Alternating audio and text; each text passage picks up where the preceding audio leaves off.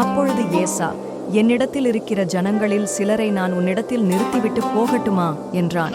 அதற்கு அவன், அது என்னத்திற்கு? என் ஆண்டவனுடைய கண்களில் எனக்கு தயவு கிடைத்தால் மாத்திரம் போதும் என்றான்.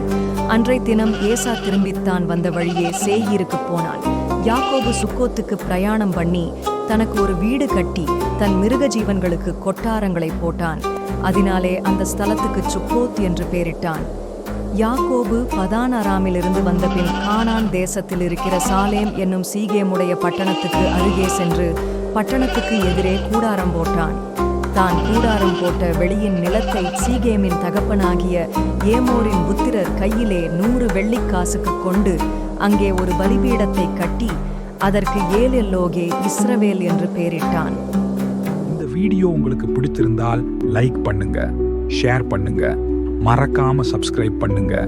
ஆண்டவர் உங்களை ஆசீர்வதிப்பாராக.